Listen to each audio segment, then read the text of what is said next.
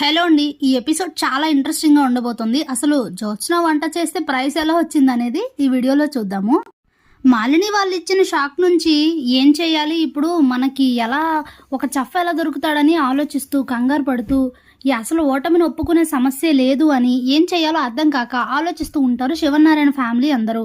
ఇంతలోనే సూరజ్ ఏం కంగారు పడాల్సిన అవసరం లేదు, చెఫ్ ఇక్కడే ఉన్నారు, ఇదిగో జ్యోత్స్న అని చూపిస్తాడు. జ్యోత్స్న చెఫ్ ఏంటి, దానికి టీ పెట్టడమే రాదు అని అంటారు అందరూ.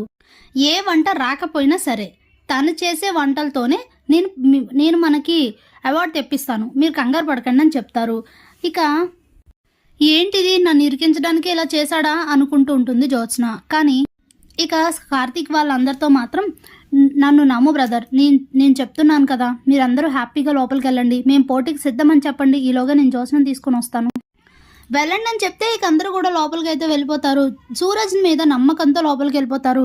ఇక ఎవరు లేకపోయేసరికి జ్యోత్స్న అయితే చెల్లరేగిపోతుంది. ఏరా నీకేమైనా పిచ్చా, నేను ఇందాక ఒక హెల్ప్ అడిగానని నా మీద ఇలా రివెంజ్ తీర్చుకుంటావా, అసలు నీకు బుద్ధి ఉందా? మా గ్రానీ చెప్పినట్టు నాకు టీ పెట్టడమే రాదురా, నేను వంట చేస్తే మనకు అవార్డు ఎలా వస్తుంది, అది కూడా ఇప్పుడు నా పరువు మరింత తీయడానికి, కాకపోతే ఇదేంటి అని అంటే, కూల్ బంగారం కూల్, ఎందుకు టెన్షన్ పడుతున్నావు, నీ పరువు తీయడానికి కాదు, మీ తాత దృష్టిలో నిన్ను మరింత మంచిదాన్ని చెయ్యడానికే ఇదంతా, నువ్వు టెన్షన్ పడకు, నీకు నిజంగా వంటలు రావు ఓకే కదా, కానీ నువ్వు సూపర్గా వంట చేసి మనకి అవార్డు తెచ్చేలా నేను చేస్తా, నీ వల్ల ఈ అవార్డు వచ్చింది కాబట్టి మీ తాత నిన్ను మెచ్చుకోవడంతో సహా ఇంకా చాలా అయితే జరుగుతాయి, కావాలంటే చూడు, నేను చెప్పినట్లు చెయ్యి అని అంటే, ఏం చేయాలి అని అడుగుతుంది. ఇక అప్పుడే ప్లాన్ చెప్పేస్తాడు జ్యోత్స్నకి సూరజ్. ఇక ఇద్దరు కూడా వెళ్ళిపోయి మేం పోటీకి రెడీ అని అయితే చెప్తాడు శివనారాయణ. చెఫ్ ఎవరని అడిగితే ఈ శివనారాయణ మనవరాలని చెప్తాడు. ఇక జ్యోత్స్న వెళ్ళి బోర్డింగ్ టేబుల్ దగ్గర అయితే నిల్చుంటుంది. ఇద్దరికి వంటల పోటీ అయితే స్టార్ట్ అవుతుంది. జ్యోత్స్న అయితే చకచక అన్ని చేసేస్తూ ఉంటుంది. ట్రెడిషనల్ వంటలు అయితే టాప్ 5 ట్రెడిషనల్ వంటలు అయితే ఫిక్స్ చేస్తారు పోటీకి. ఇక జ్యోత్స్న వంట చేసే విధానం చూసి ఇటువైపు శివనారాయణ వాళ్ళు కూడా షాక్ అయిపోతూ ఉంటారు. ఏం మిరాకిల్ జరిగింది అని ఆలోచిస్తూ ఉంటారు. తీరా చూస్తే ఇచ్చిన 1 అవర్ అయిపోతుంది. జ్యోత్స్న అనుకున్నట్లుగానే 5 వంటలు కంప్లీట్ అయితే చేసేస్తుంది.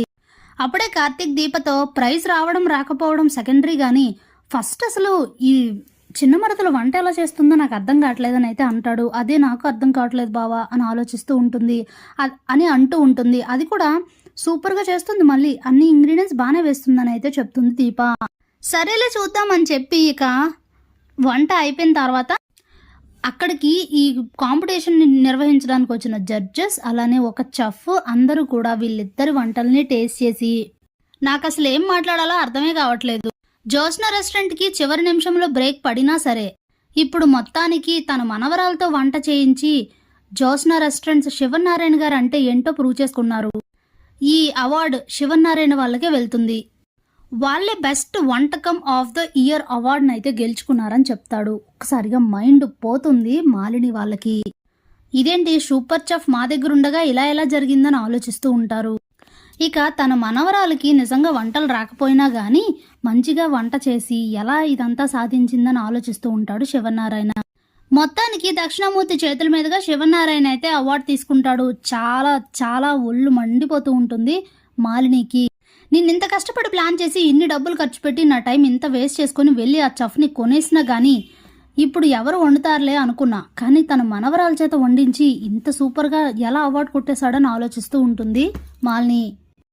ఇక అవార్డు తీసుకొని శివనారాయణ ఫ్యామిలీ అంతా చాలా హ్యాపీగా అయితే ఇంటికి వచ్చేస్తారు. ఇంటికి రాగానే అందరూ కూడా సూరజ్ జ్యోత్స్నలను అడుగుతారు, అసలు ఏం చేసావు సూరజ్, ఏం మాయ చేసావు అని అడిగితే అప్పుడే సూరజ్ అయితే జరిగింది చెప్తాడు. సూరజ్ జ్యోత్స్నకు చెప్పిన ప్లాన్ ఏంటంటే 5 వంటలు ఏంటి అనేది అక్కడ ఒక బుక్ పైన పేపర్ పైన రాసి పెడతారు అని చెప్పాడు కదా, ఫస్ట్ కాంపిటీషన్లో చెప్పారు కదా, ఆ పేపర్ని కొంచెం విజువల్ అయ్యేటట్లుగా వెనక్కి నాకు కనిపించేటట్లుగా పెట్టు, నేను నీకు ఒక ఇయర్ ఫోన్ ఇస్తాను, అది నువ్వు చెవిలో పెట్టుకొని దాన్ని హెయిర్తో అయితే కవర్ చేయి, ఇక్కడ నేను యూట్యూబ్లో వీడియో పెడతాను, అది నువ్వు వింటూ అలా స్లోగా పెడుతుంటాను, నువ్వు పెట్టేదానికి నువ్వు చేసే వంటకి సరిపడా కరెక్ట్గా నువ్వు ఏ ఇంగ్రీడియంట్స్ అయితే వేస్తున్నావో అవి నేను చూస్తూ కరెక్ట్గా సరిపోయేటట్లుగా వీడియో పెడతాను, అది నువ్వు వింటూ వంట చేసేది, అప్పుడు పక్కాగా అవార్డు మనకే వస్తుందని చెప్తాడు. యాజ్ యూజువల్ జ్యోత్స్న అలానే చేస్తుంది. మొత్తానికి సూపర్ సక్సెస్ అవుతుంది.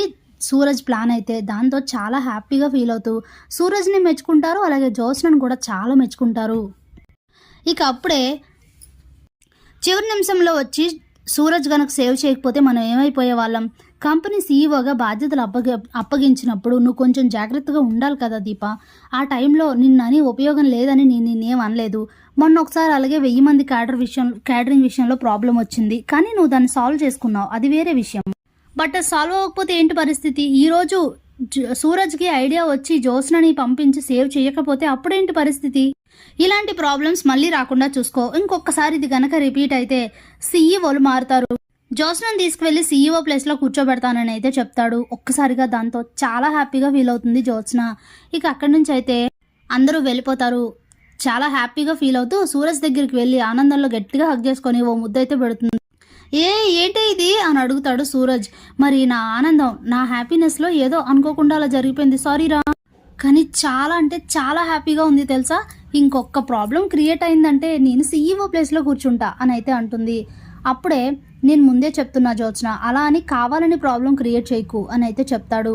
నువ్వు కావాలని ప్రాబ్లం క్రియేట్ చేస్తే దానికి నేను సొల్యూషన్ వెతకాల్సి వస్తుంది, అప్పుడు నువ్వు సీఈఓ అవ్వవు. అలా చేయకు. ఒక సందర్భం వస్తే అది నీకు ఉపయోగపడుతుంది. నువ్వంటే ఇష్టం కాబట్టి నేను నీకు హెల్ప్ చేశాను, అంతకన్నా ఏం లేదని అయితే చెప్తాడు. ఇక చాలా హ్యాపీగా ఫీల్ అవుతూ అక్కడి నుంచి వెళ్ళిపోతుంది జ్యోత్స్న. Thanks for watching.